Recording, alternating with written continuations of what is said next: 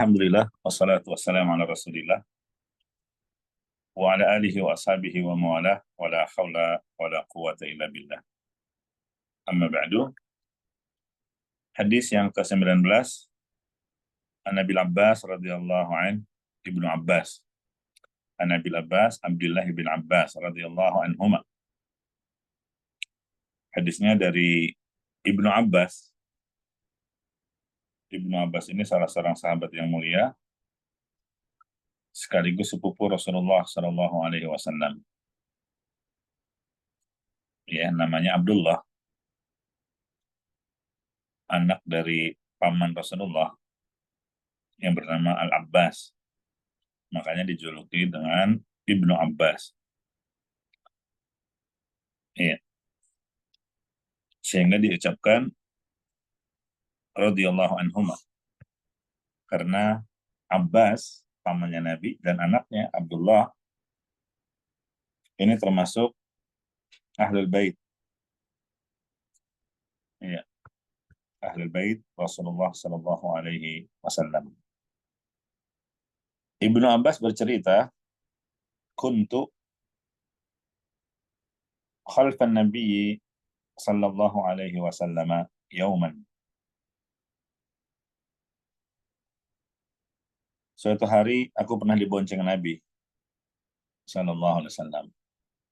Dibonceng kendaraan masa itu ya kuda atau keledai atau unta. Jadi di sini tidak disebutkan kendaraan apa jenis itu, jenisnya ketika itu. Ini menunjukkan apa? Bolehnya membonceng sekalipun kendaraan tradisional di masa lalu berupa hewan tunggangan. Iya.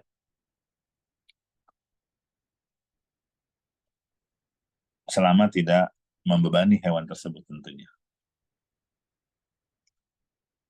Ketika berboncengan dengan Nabi, ya Nabi di depan tentunya, karena Ibnu Abbas waktu itu masih kecil. Nabi berbincang-bincang dengannya di tengah kendaraan. Ya, di tengah berkendara. Apa yang Nabi sampaikan? Ya gulam, inni u'allimuka kalimatin. Wahai anak muda, sungguh aku akan mengajarkan kepadamu beberapa kalimat yang penting. Ya. Nah, ini metode pengajaran dari Rasulullah Sallallahu Alaihi Wasallam. Beliau mengajarkan dengan metode penawaran. Maukah kamu? Aku ajarkan beberapa kalimat penting. Apa itu? Yang pertama, ihfadhillaha yahfadhka. Ihfadhillaha tajidhu tujahak. Jagalah Allah, niscaya Allah akan menjagamu. Jagalah Allah, niscaya engkau akan mendapatinya selalu hadir di hadapanmu. Idza sa'alta fas'alillah. Jika engkau minta sesuatu, mintalah kepada Allah. Wa idza sta'anta fasta'in billah. Dan jika engkau butuh pertolongan, mintalah pertolongan kepada Allah. Ya, jadi sudah diajarkan tauhid dari kecil.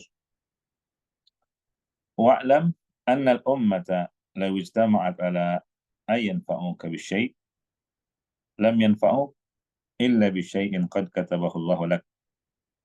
Dan ketahuilah, wahai anak muda, kalau seandainya seluruh umat manusia bersatu padu untuk memberikan manfaat kepadamu, mereka tidak akan bisa memberikan manfaat itu kepadamu kecuali jika telah Allah tetapkan untukmu.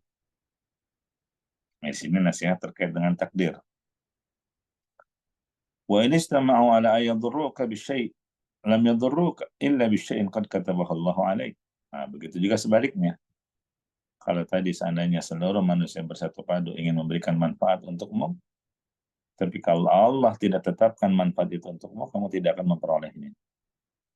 Nah, sekarang sebaliknya, jika mereka seluruhnya bersatu padu juga untuk memudaratkanmu, ya, menimpakan bahaya kepadamu, niscaya mereka tidak akan bisa memudaratkanmu, membahayakanmu, kecuali kalau itu memang sudah dicatat oleh Allah akan menimpamu. Rufi'atil aqlam wa jaffatis suhuf.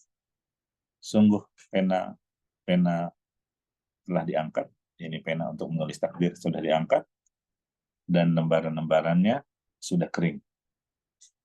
Artinya tidak akan bisa diubah lagi. Itu tulisan yang ada di Lauhil Mahfuz. Hadis riwayat Tirmidzi, dan Tirmidzi mengatakan hadis ini hasan sahih. Wa fi riwayah, ada riwayat yang lain disebutkan selain Tirmidzi, ihfadillah yahfadka. Sama, diawali dengan jagalah Allah, niscaya Allah akan menjagamu. Ihfadillah tajidhu amamak. Nah, ini perbedaannya. Jagalah Allah, niscaya engkau akan mendapati Allah berada di hadapanmu. Ta'arraf ila Allah fir raha, ya'rifka fis syiddah. Kenalkanlah dirimu kepada Allah dikala senang. Kamu tetap mengenal Allah, tidak melupakannya. Ya'rifka fis syiddah, maka Allah akan mengenalimu di saat kamu susah, di saat kamu sulit. Wa'lam anna ma asabaka lam yakun liyakhti'ak, dan ketahuilah bahwa apa yang seharusnya menimpamu itu tidak akan luput darimu. Ya. Kalau memang Allah takdirkan itu tidak terjadi padamu, tidak menimpamu, maka tenang saja. Ya. Apa yang luput darimu tidak akan juga mengenaimu. Tapi kalau Allah takdirkan harus menimpamu, ya tidak akan luput darimu, pasti engkau tertimpa dengannya.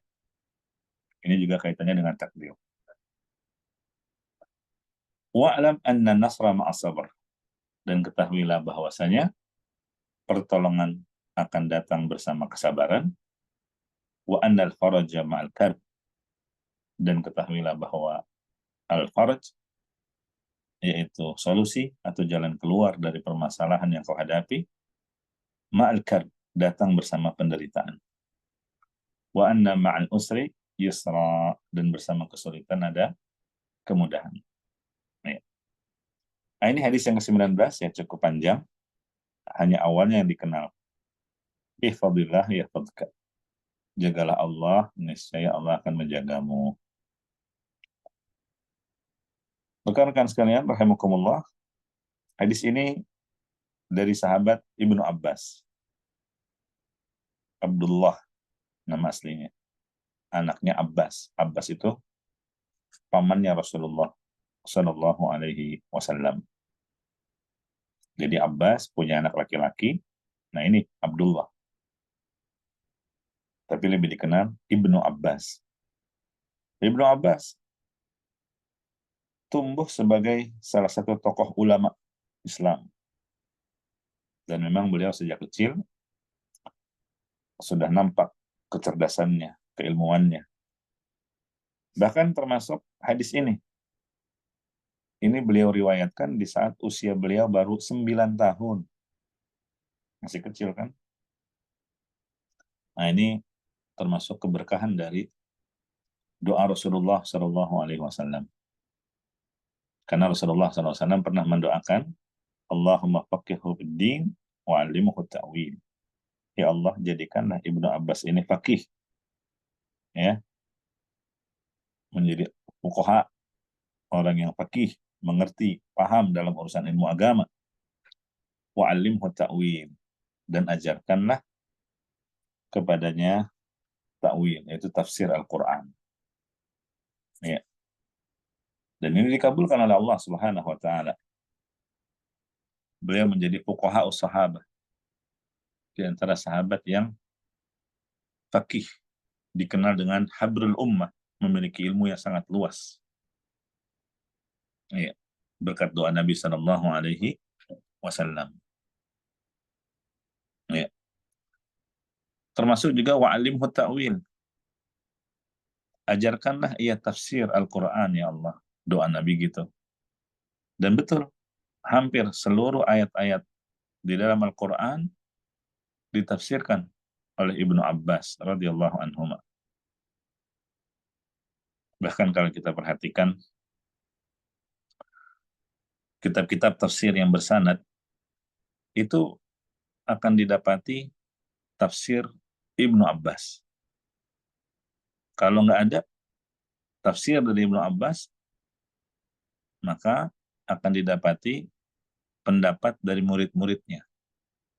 Perkataan murid-murid Ibnu Abbas seperti Mujahid, Ikrimah, dan lain sebagainya. Ya. Jadi intinya adalah Ibnu Abbas ini habrul ummah, salah seorang sahabat yang memiliki ilmu yang sangat luas.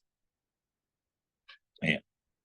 Makanya walaupun dia masih muda, itu sering diajak hadir dalam berbagai diskusi di antara sahabat senior, meskipun masih muda. Tapi ya memang karena sangat layak, ya, dengan sebab keilmuan yang dia miliki, dia bermajlis bersama para sahabat senior. Sampai ada yang bertanya kepadanya, ya, kaifa asabta hadzal ilma? Wahai Ibnu Abbas, bagaimana kau bisa mendapatkan ilmu sebanyak ini? Apa kiatnya? Bilisanin sa'ulin wa qalbin aqulin wa badadin ghairu malulin. Ajaran buat kita. Kata Ibnu Abbas radhiyallahu anhu, ketika ditanya bagaimana kau bisa mendapatkan ilmu sebanyak ini, beliau menjawab dengan sering bertanya. Jadi jangan malu-malu bertanya. Fas'alu ahla dzikri in kuntum la ta'lamun. Tentu bertanya kepada orang yang berilmu. Ini cara yang pertama, metode menuntut ilmu. Dengan banyak bertanya. Kemudian qalbin aqul, hati yang konsentrasi. Harus konsen dalam belajar. Wa badanin ghairu malul, dan badan yang tidak pernah bosan. Jangan pernah bosan dalam menuntut ilmu. Ya. Nah, itu sedikit tentang Ibnu Abbas radhiyallahu anhuma. Kemudian kita baca hadisnya. Yang pertama, Nabi SAW berkata, ya gulam, wahai anak muda, inni u'allimuka bi kalimat, atau kalimatin. Sungguh aku akan mengajarkan kepadamu beberapa kalimat penting. Ya. Jadi Nabi memberikan wasiat kepada Ibnu Abbas, ya, pengajaran di usia Ibnu Abbas yang tergolong masih sangat muda. Makanya wasiat ini betul-betul diingat, ya, terikat dalam benak beliau. Ya, apalagi Nabi mengawalinya dengan metode sapaan, ya gulam, wahai anak muda, wahai remaja. Terus Nabi memberikan penawaran. Ya, ini juga metode dalam dakwah, dalam mengajar. Diberikan tawaran, maukah engkau? Aku ajarkan beberapa kalimat yang penting. Ya. Ini kan metode akan menjadi orang yang mendengar tambah perhatiannya. Seperti itulah Ibnu Abbas. Bertambah perhatian beliau terhadap kalimat-kalimat yang akan Nabi sampaikan.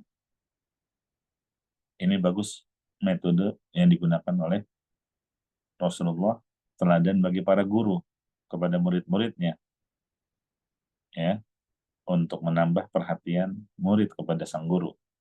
Maukah kalian, gitu ya? Aku ajarkan demikian, demikian, demikian. Dan ini sering digunakan oleh Rasulullah Shallallahu Alaihi Wasallam, ya, tujuannya supaya lebih fokus terhadap apa yang akan disampaikan oleh Nabi Shallallahu Alaihi Wasallam. Misal Nabi suka berkata, misalnya ada 3 amalan yang pahalanya tidak terputus. Misal, ada 7 golongan yang akan mendapatkan naungan Allah di hari kiamat. Nah ini kan menarik perhatian. Oh, siapa itu 3 golongan? Oh, siapa itu 7 golongan? Ya. Atau terkadang beliau menyebutkan teka-teki. Misalnya apa? Sungguh ada sebuah pohon yang keberkahannya seperti keberkahan seorang mukmin. Pohon apakah itu? Nah, ini kan teka-teki. Iya.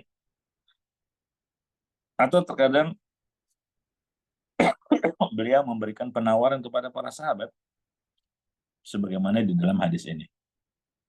Intinya, gunakanlah metode-metode agar para murid, para audiens, dalam hal ini Rasulullah SAW ketika mengajarkan para sahabat, Nabi menggunakan metode yang membuat sahabat tertarik dengan apa yang akan disampaikan oleh Rasulullah Shallallahu Alaihi Wasallam. Ya. Apa kalimat-kalimat penting itu? Yang pertama adalah ihfadillah yahfadka. Jagalah Allah, niscaya Allah pun akan menjagamu. Nah, ini namanya al-jaza min jinsil amal. Ya, balasan sesuai dengan jenis perbuatan. Perbuatan yang menjaga agama Allah, menjaga syariatnya, maka Allah akan balas menjaga dia juga. Menjaga si hamba itu. Ya. Nah, terus apa yang dimaksud jagalah Allah? Oh, bukan berarti Allah butuh penjagaan dari makhluk. Tidak, sama sekali. Allah nggak butuh. Allah nggak perlu dijaga. Ya. Jadi jagalah Allah. Ini bahasa majas. Artinya apa? Jagalah batasan-batasan Allah.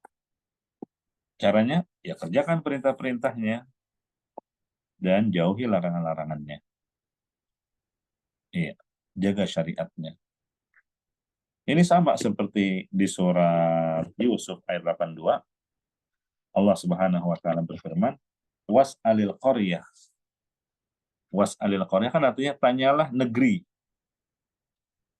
Iya, maksudnya apa itu? Tanyalah kepada penduduk negeri. Masa negeri bisa ditanya? Kan enggak, yang dimaksud adalah penduduk negeri.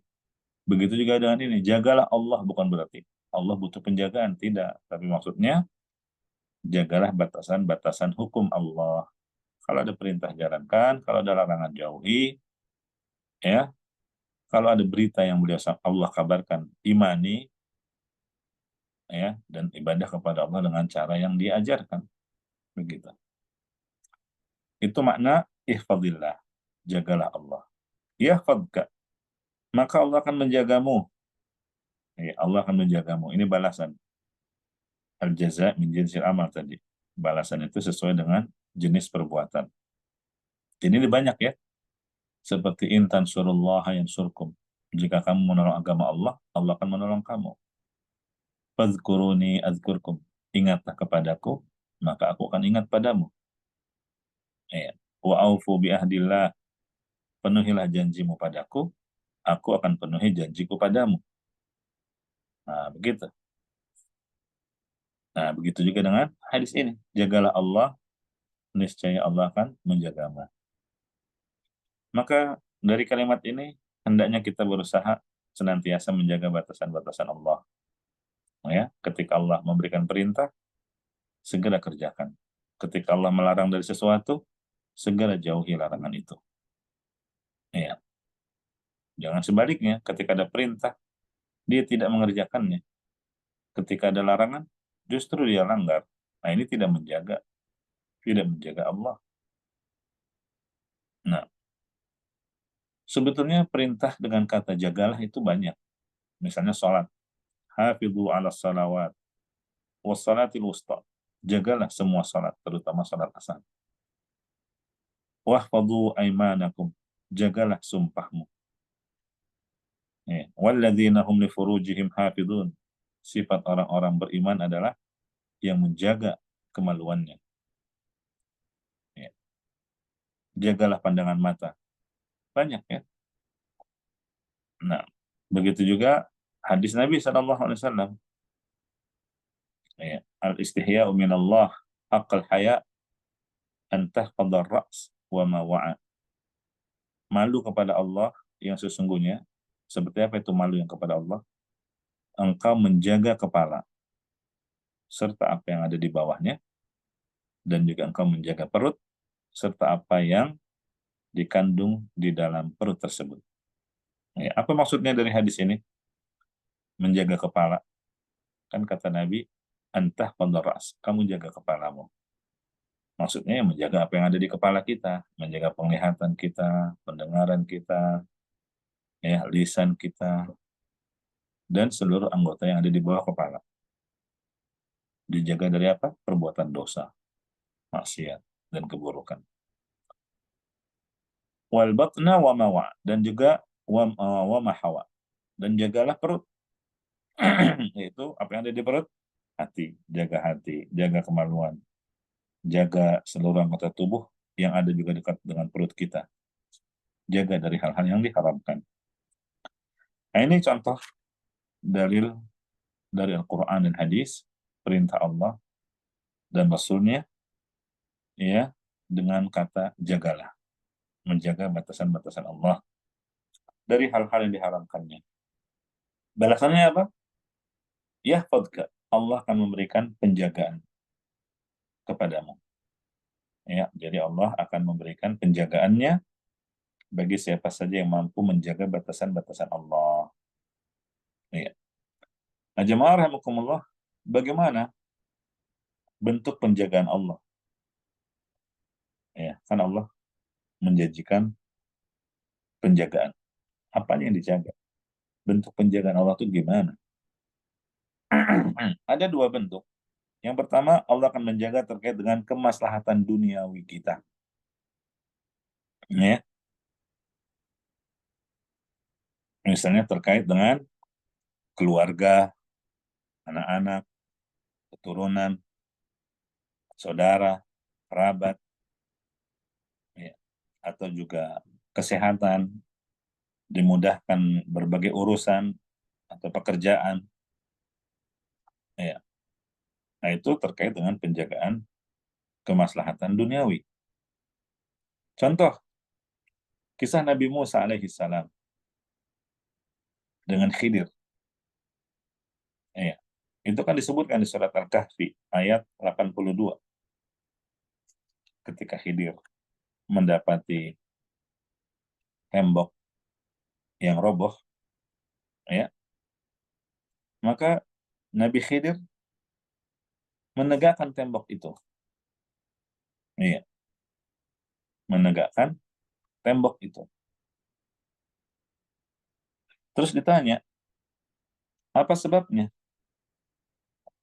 Kok disuruh apa oleh Allah untuk memperbaiki tembok? Ternyata karena di bawah tembok itu ada harta milik anak yatim. Nah, ditegakkan. Jadi Allah perintahkan Khidir untuk memperbaiki tembok tersebut supaya apa? Harta itu tersembunyi dan tidak diambil oleh orang lain. Gitu ya. Nah, apa sebabnya Allah perintahkan Khidir? Sebabnya adalah kedua orang tua mereka adalah orang yang saleh. Sebagaimana dikatakan oleh Ibnu Abbas, khufidha bisalahi abihima. Harta anak yatim itu dijaga karena apa? Karena kesalehan orang tuanya. Iya.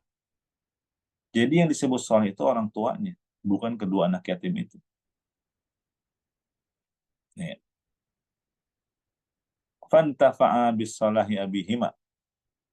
Jadi anak-anak yatim itu, ya, kedua anak yatim itu mendapatkan manfaat terjaganya harta warisan dari apa? Sebab apa? Kesalehan orang tua mereka.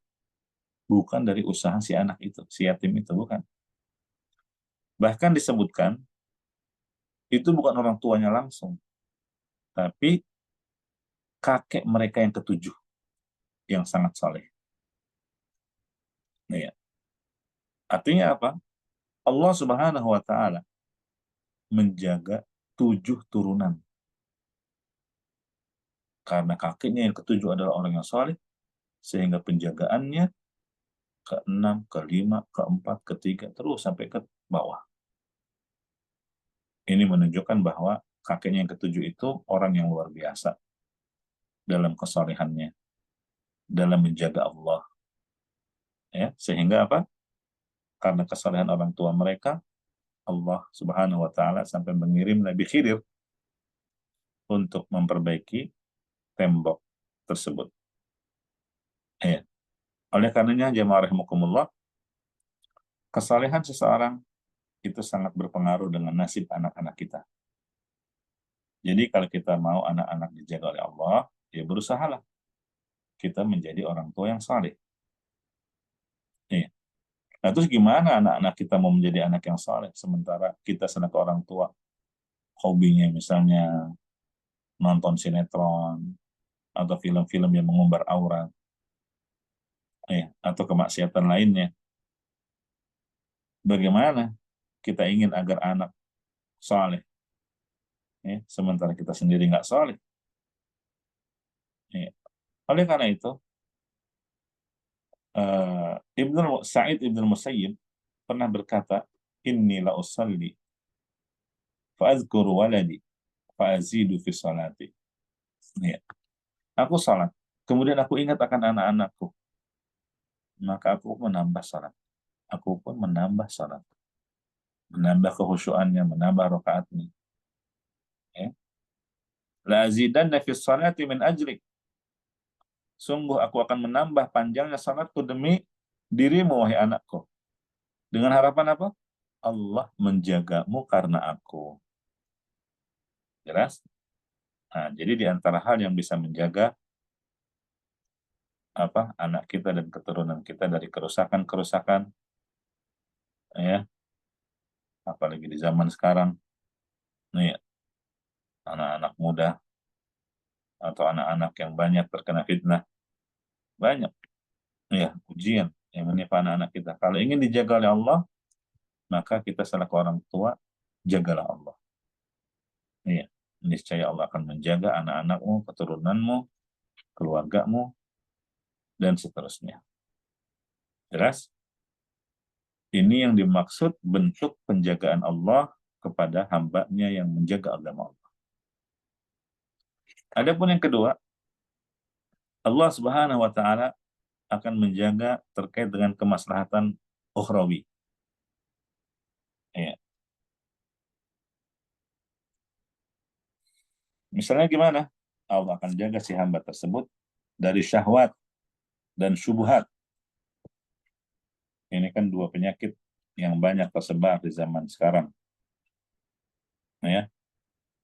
Pada saat ini manusia hidup di zaman yang penuh dengan syahwat dan syubhat. Barang siapa yang tidak bertakwa kepada Allah, tentunya dia akan mudah terjerumus ke dalam fitnah, syubhat, ataupun fitnah syahwat. Adapun orang yang menjaga agama Allah, bertakwa kepada Allah, maka dia juga akan dijaga oleh Allah dari fitnah syubhat maupun syahwat. Ya. Jemaah azanillahu iyyakum, kalau kita baca kisah para ulama terdahulu, itu ada yang umurnya sampai 100 tahun. 100 tahun. Tapi masih kuat, masih cerdas, nggak pikun.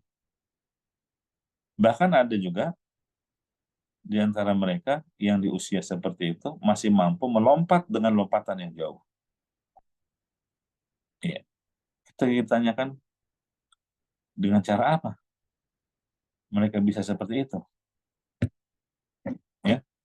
Apa jawab mereka? Hadhihi jawari hafidnaha 'anil ma'asi fi sighar fahafidhahallahu 'alaina fil kibar. Oh, ini adalah anggota tubuh yang dahulu kami menjaganya dari kemaksiatan pada waktu kami muda. Jadi salah satu menjaga fisik kita, ya, agar tetap sehat di usia tua, jangan sampai digunakan untuk kemaksiatan kepada Allah. Kata mereka begitu. Karena kami waktu muda menjaga fisik kami dari bermaksiat, maka Allah pun menjaganya untuk kami di saat tua seperti ini. Ya. Kemudian jamaah rahimani wa rahimakumullah, dalam hadis ini ya, Nabi Shallallahu Alaihi Wasallam bersabda, "Ta'arraf ila Allah fil raha, ya'rifka fi syiddah." Kenalkanlah dirimu kepada Allah di saat kau lapang, senang, ya, maka Allah akan mengenalimu di waktu kamu sulit. Ya. Nah, ini kita melakukan banyak ibadah di saat waktu lapang, di masa muda, di saat sehat, di saat kuat. Karena banyak ya di antara orang yang baru ingat kepada Allah itu kalau udah susah. Nih, nah, itu kebanyakan manusia. Seperti yang juga dikabarkan di Al-Quran. Ya. Padahal yang harus adalah gimana orang itu banyak mengingat Allah justru di saat lapang, kuat, sehat, bugar, apalagi misalnya ketika dalam kondisi sedang naik jabatan, ketika gajinya dinaikkan, ketika kondisi sehat, ya, dan segar bugar. Nah, ini ta'aruf. Apa sih artinya ta'aruf? Kalau mau dibahasakan bahasa bebas, caper. Apa itu? Apa itu carmuk? Ya, cari muka. Carilah muka kepada Allah. Boleh. Ya, cari muka kepada Allah. Supaya apa? Diperhatikan Allah secara spesial. Iya. Caranya, ya tingkatkan ibadah. Kerjakan seluruh hak-hak Allah. Di saat kondisi kamu senang, lapang, sehat, serba berkecukupan. Sehingga nantinya ketika engkau sakit, sulit, sempit, Allah pun akan mengingatmu. Artinya Allah akan berikan pertolongan kepadamu. Gitu ya. Jadi ta'aruf itu carilah muka kepada Allah. Ya, cari muka kepada Allah itu dengan cara tadi mengerjakan segala amalan saleh, ya, tanpa riya. Nggak harus banyak orang mengetahuinya. Cukup Allah yang tahu. Ya, perbanyak ibadah, kerjakan sholat tahajud, banyak sedekah, dan ibadah-ibadah lainnya. Ya. Nah, kalau kita memperbanyak amalan ibadah dalam rangka cari muka kepada Allah, berarti Allah sudah mengenal kita. Ya memang Allah sudah kenal kita kan? Bukan, tapi yang dimaksud adalah pengenalan secara khusus. Ya. Inna Allah la yakhfa alaihi syai'un fil ardi wala fis sama. Betul. Tidak ada sesuatu pun yang tersembunyi. Tapi yang kita inginkan dikenal oleh Allah secara khusus. Ya, secara khusus. Di mana caranya? Ya, banyak ibadah di waktu lapang, di saat kondisi sehat. Hendaknya kita rajin dan banyak mengerjakan amalan-amalan yang dicintai dan diridhai oleh Allah Subhanahu wa taala. Pada saat kita memiliki banyak harta, ya hendaknya kita juga banyak bersedekah dan berinfak di jalan Allah Subhanahu wa taala.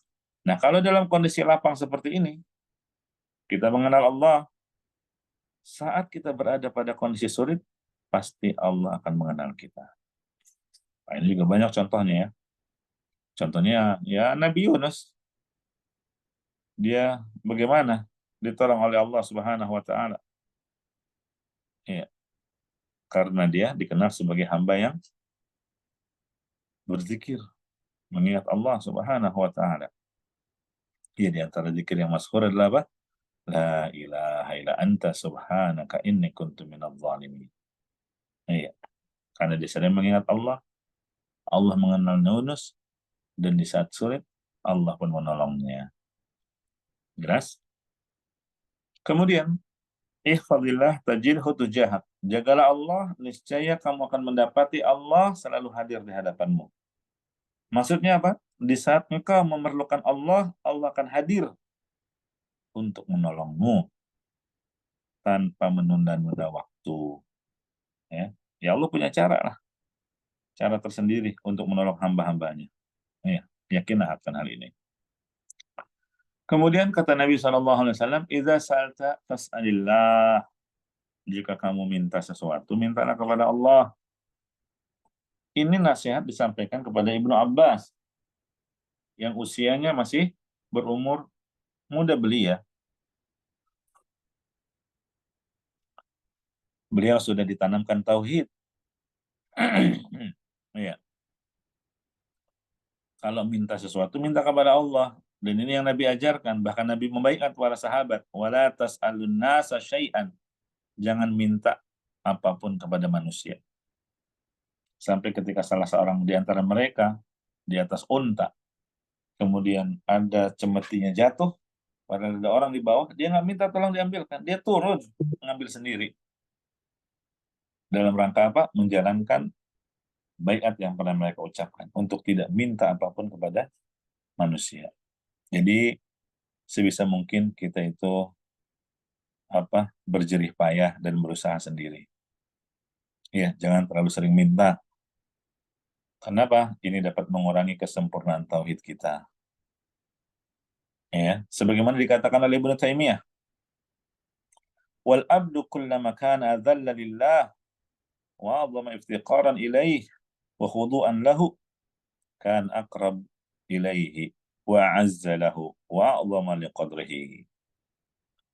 Apabila seorang hamba semakin menghinakan dirinya kepada Allah, banyak ibadah, banyak sujud, itu menghinakan dirinya kepada Allah. Terus semakin menunjukkan kebutuhannya, dia betul-betul menunjukkan butuhnya itu hanya kepada Allah. Dia menunjukkan ketundukannya, maka orang ini akan semakin dekat dengan Allah, semakin mulia di sisi Allah, dan semakin tinggi kedudukannya. Gitu ya. Fa'as'adul khalq a'zamuhum ubudiyatan lillah. Orang yang paling berbahagia adalah yang paling besar penghambaannya kepada Allah. Ya. Nah, jemaah rahimakumullah, seandainya ada orang miskin bergaul dengan orang kaya, kalau orang miskin ini tidak butuh dengan orang kaya, nggak pernah minta kepada orang kaya, maka orang kaya ini tidak akan merendahkan si miskin tadi. Kenapa? Karena orang miskin tersebut nggak merasa butuh kepada orang kaya. Jadi, meskipun yang satu kaya dan satunya miskin, ketika si miskin tidak merasa butuh dengan si kaya, keduanya menjadi setara, sama. Gitu ya. Beda kalau kita berada di sisi orang kaya, tapi dikit-dikit minta bantuan. Ya, selalu minta, selalu mengharap. Akibatnya apa? Ya, kita direndahkan. Iya, rendah di hadapan dia. Nah, begitu juga ketika berbuat baik. Ya, berbuat baiklah kepada siapapun, supaya orang pun akan berbuat baik kepada kita. Iya kan? Kita kalau berbuat baik kepada sesama, siapapun itu, maka dia akan bersikap baik dan akan tunduk kepada kita. Kenapa? Karena kalau kita berbuat baik kepada seseorang, bagaimanapun juga, ya dia akan merasa punya utang budi, ya, sehingga dia akan menghormati kita. Nah, jadi kata Nabi SAW, kalau kamu minta sesuatu, mintalah kepada Allah. Jangan minta kepada manusia. Kenapa? Karena setiap kali orang minta kepada manusia, itu dia akan semakin terhina di hadapan manusia ini. Yang lebih parah lagi adalah apa? Tawakalnya kepada Allah akan semakin berkurang. Nilai-nilai ketauhidannya akan semakin luntur. Nah, itu akibat karena dia sering berharapnya kepada manusia. Makanya, jamaah rahimakumullah, hendaknya kita menjadi orang yang senantiasa berharapannya kepada Allah, ya, dan terus melatih diri untuk tidak meminta kepada selain Allah Subhanahu wa Ta'ala. Itu pesan Nabi Shallallahu Alaihi Wasallam. "Idza sa'alta fas'alillah." Jika engkau minta sesuatu, mintalah kepada Allah. Demikian juga dengan wa idza sta'anta fasta'in billah. Kalau butuh pertolongan, mintalah pertolongan kepada Allah. Ini menunjukkan seorang muslim itu harus kembali kepada Allah dalam segala urusannya. Setiap kali berhadapan dengan masalah, segera minta pertolongan Allah. Ya, dengan cara mengerjakan sholat, wasta'inu bis sabri was shalah, kan gitu. Ya. Tapi bukan berarti Nabi melarang kita untuk bekerja sama ya, atau minta tolong ke orang lain. Ya, boleh. Tapi yang paling utama adalah minta tolong kepada Allah. Dan biasakan diri kita selalu minta pertolongannya kepada Allah, ya, dan tidak minta kepada selain Allah. Ingat pesan Nabi SAW. Iya. Sampai dalam masalah tali sendalmu putus, minta kepada Allah. Kemudian, wa'lam annal ummata law ijtama'at ala yanfa'uka bi syai' lam yanfa'uka illa bi syai'in qad katabahu Allahu lak. Jika seandainya umat manusia bersatu padu seluruhnya untuk memberikan manfaat kepadamu, maka mereka tidak akan bisa memberikan manfaat kepadamu kecuali sebatas apa yang telah Allah tetapkan untukmu. Ya, dan sebaliknya, walau ijtama'u ala ayadurruka bi syai' lam yadurruk illa bi syai'in qad katabahu Allah 'alaik. Kalau seandainya seluruh manusia bersatu padu ingin membahayakanmu, apapun bentuk mudarat itu, niscaya mereka tidak akan bisa membahayakanmu kecuali yang telah dicatat oleh Allah akan menimpamu. Ya, jadi hadis ini menunjukkan segala sesuatu yang terjadi di dunia ini, termasuk dalam kehidupan kita, itu sudah ditakdirkan oleh Allah. Sudah ditakdirkan oleh Allah. Ya. Sehingga hadis ini harusnya menjadikan kita semakin tawakal kepada Allah. Ya. Kalau memang seseorang tidak ditakdirkan sakit, kena musibah, ya, dia tidak akan sakit. Dia tidak akan kena musibah. Iya, dia tidak akan terkena sesuatu, bencana. Qul lan yusibana illa ma kataballahu lana huwa maulana. Katakanlah, sekali-kali tidak akan menimpa kami, melainkan apa yang telah ditetapkan Allah untuk kami. Dialah pelindung kami. Wa 'alallahi falyatawakkalul mu'minun. Dan hanya kepada Allah sajalah orang beriman itu bertawakal. Jadi sudah seharusnya seorang muslim memiliki pendirian yang kuat dalam tawakal kepada Allah, tidak menjadi pribadi yang pengecut, apalagi penuh dengan kecemasan, kekhawatiran. Iya. Nah, kalau dia sudah fokus dalam satu tujuan, ya hendaknya bertawakal kepada Allah Subhanahu wa taala untuk mencapai tujuannya itu. Yakin kalau Allah telah menakdirkan untuk mendapatkan tujuan tersebut, pasti dia akan mendapatkannya. Kalau Allah menghendaki tidak, ya maka tidak akan terjadi. Iya. Nah, tapi ya tetap kita berusaha, karena kita nggak tahu apa yang Allah tetapkan bagi kita. Berusaha untuk meraih apa yang kita tuju. Kemudian tawakal kepada Allah, ya, untuk meraih tujuan tersebut. Ya. Wa'lam anna ma asabaka lam yakun liyukhti'ak wa ma akhta'aka lam yakun liyusibak. Nah, ini sama, ya. Nah. Kemudian di akhir hadis Nabi bersabda, wa'lam anna nasra ma'as sabr wa anna al-faraja ma'al karb wa anna ma'al usri yusra. Ketahuilah bahwa pertolongan akan datang bersama kesabaran. Jadi harus sabar. Solusi dari permasalahan yang kita hadapi datang bersama penderitaan. Jadi harus bersusah payah. Ya, terutama dalam melaksanakan ibadah, butuh pengorbanan. Nggak apa-apa bangun malam, dingin-dingin ambil air wudhu, sholat, mendekat kepada Allah, supaya apa? Allah kita kasih ke solusi. Wa may yattaqillaha yaj'al lahu makhraja. Itu syaratnya kalau mau dikasih solusi atas permasalahan yang setiap kita hadapi, tingkatkan ketakwaan kepada Allah. Iya. Wa anna ma'al usri yusra, dan bersama kesulitan ada kemudahan. Iya. Jadi barang siapa yang bersabar, niscaya pertolongan Allah akan datang. Ya. Banyak orang yang nggak mendapatkan pertolongan Allah. Kenapa? Karena mereka nggak sabar. Iya. Kemudian juga ingat, di dalam setiap kesulitan atau penderitaan itu pasti Allah sudah sediakan solusinya. Bersama kesulitan terdapat kemudahan. Ya, inna ma'al usri yusra. Maka barang siapa yang menghadapi kesulitan dengan tawakal kepada Allah, maka kesulitan itu akan hilang dan kemudahan akan datang.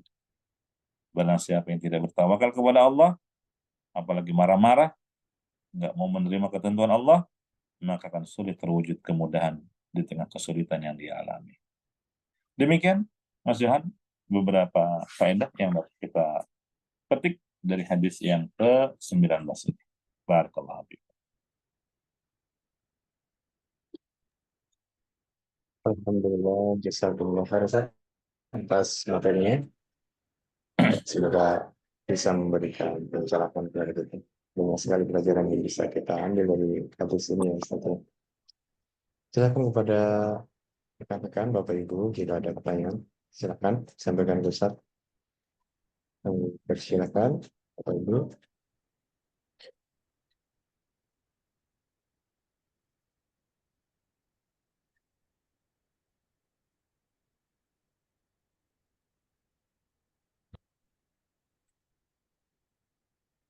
Silakan kepada yang bisa, ada Pak Siono, ya, Masya Allah nih, para pembina kita semua ada hadir nih saya. Masya Allah. Barakallahu fiik. Tafadhalu. Kalau ada pertanyaan.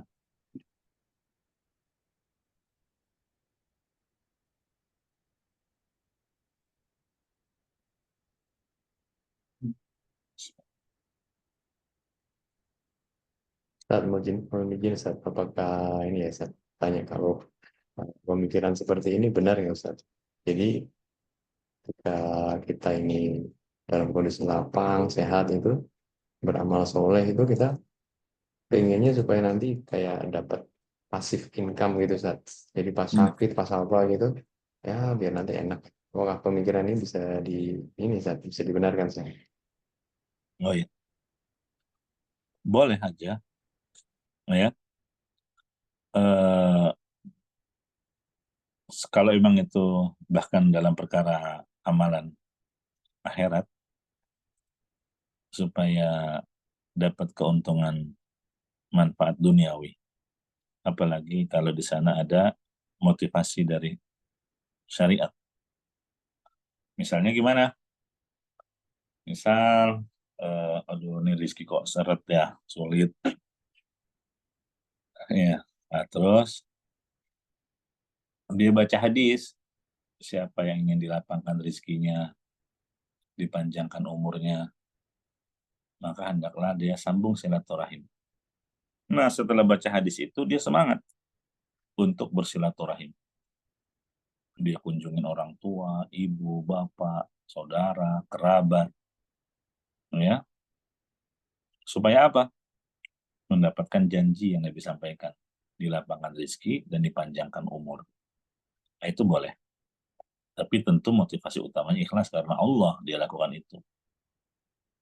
Yang kedua, contohnya lagi tadi, kita banyak masalah yang buntu, nggak tahu solusinya gimana. Terus dia baca ayat, wa may yattaqillah yaj'al lahu makhraja. Kalau ingin dikasih solusi oleh Allah, bertakwalah, tingkatkan ketakwaanmu. Akhirnya dia bangun malam, sholat tahajud, perbanyak doa. Di siang harinya dia puasa, dia kerjakan sholat sunnah, ya, berjamaah 5 waktu di masjid. Ya. Berharap apa? Allah kasih solusi dari permasalahan yang dihadapi. Itu boleh. Contoh lain, Nabi SAW bersabda, apa, dawu mardakum bisadaqah. Ada orang sakit nggak kunjung sembuh, berobat udah kesana kemari, dokter udah gonta-ganti, duit aja yang habis. Udahlah nih duit daripada habis buat berobat, tapi nggak ada perubahan. Dapat hadis tadi, sembuhkan orang sakit di antara kalian dengan sedekah. Akhirnya disedekahkan tuh hartanya. Iya, kepada fakir miskin, kepada jalur-jalur kebaikan, untuk kepentingan dakwah. Berharap apa? Allah berikan kesembuhan atas penyakit yang sedang dia derita. Itu pun boleh. Iya. Termasuk juga contohnya adalah gonimah. Orang termotivasi berangkat jihad karena dia tahu dapat harta rampasan perang. Apalagi negeri yang diperangi orang-orang kafir yang kaya raya. Iya. Dan kemungkinan menangnya mungkin besar. Akhirnya dia berangkat jihad dengan berharap mendapatkan harta rampasan perang. Tapi motivasi utamanya adalah ikhlas tentu ya, membela kalimat Allah. Iya. Atau kata Nabi SAW, siapa yang berhasil membunuh orang kafir di peperangan, maka falahu salabuhu. Salab itu harta orang kafir yang dibunuh tadi, yang melekat di badannya. Mungkin dia pakai jam tangan, pakai kalung, pakai cincin, atau ada HP di badannya, di kantongnya.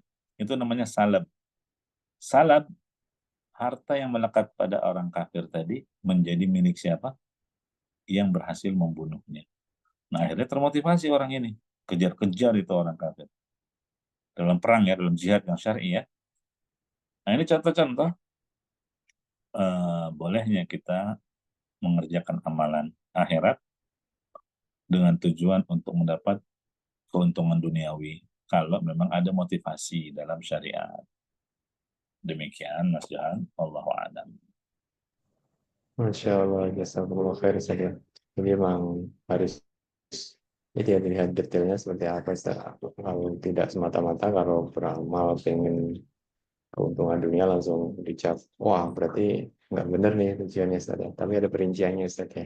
Iya. Oh ini, ada pertanyaan lagi nih dari Ibu Ardani. Assalamualaikum Pak Ustaz, bagaimana dengan pendapat janganlah kita yang menjaga Allah karena Allah Subhanahu wa taala tidak butuh kita untuk menjaganya. Ini bagaimana dengan pendapat ini kita menyikapi Ustaz? Iya, tadi kita sudah singgung, maksud dari jagalah Allah bukan berarti Allah butuh kepada kita, butuh kepada makhluknya. Tidak sama sekali. Allah memang tidak perlu dijaga. Ya. Terus maksudnya jagalah Allah itu gimana? Ini bahasa majas. Artinya, jagalah batasan-batasan hukum syariat. Hukum-hukum Allah. Dengan cara kerjakan perintah-perintahnya. Jauhi larang-larangannya. Benarkan apa yang dia sampaikan di Al-Quran.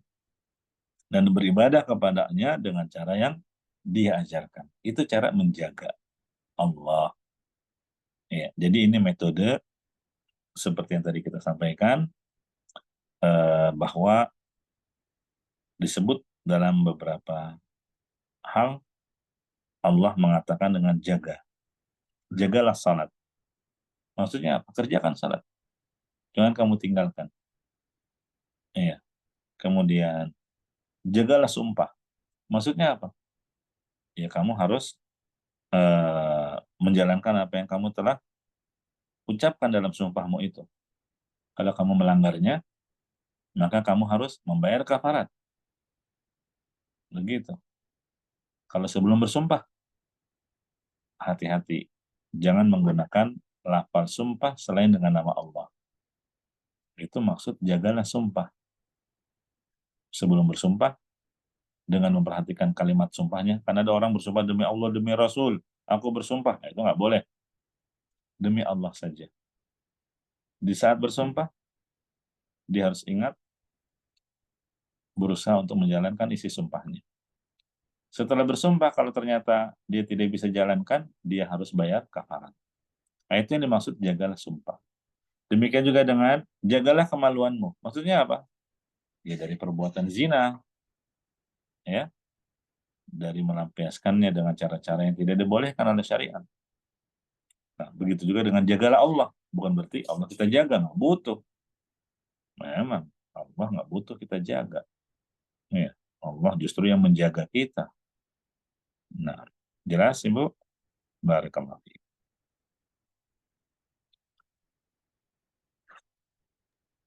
Ya, silakan Bapak Iwan, Mas ada yang ingin ditanyakan, silakan. Masih ada sekitar sampai 13.35 ya Bapak Iwan. Silakan Bapak Iwan.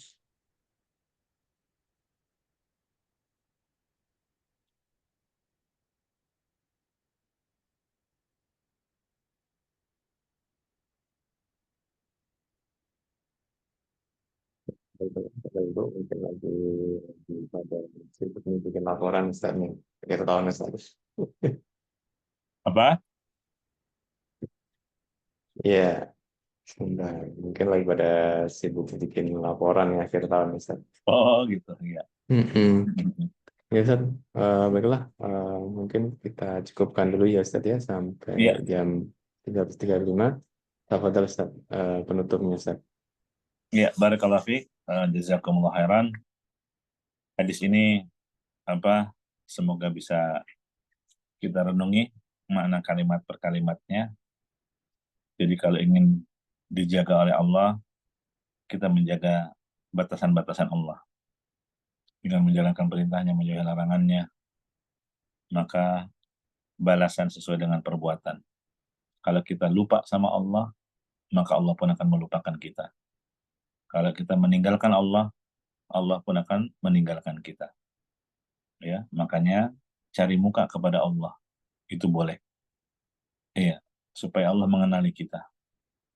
Ya, nanti Allah akan menolong di saat kita memang dalam keadaan kesulitan. Allah tidak akan membiarkan hambanya. Iya. Semoga Allah Subhanahu wa taala memberikan faedah kepada kita semua dari hadis yang tadi kita pelajari. Kurang lebihnya mohon maaf, kita tutup. Subhanakallahumma bihamdika asyhadu an la ilaha illa anta astaghfiruka wa atubu ilaik. Walhamdulillahi rabbil alamin. Wassalamualaikum warahmatullahi wabarakatuh.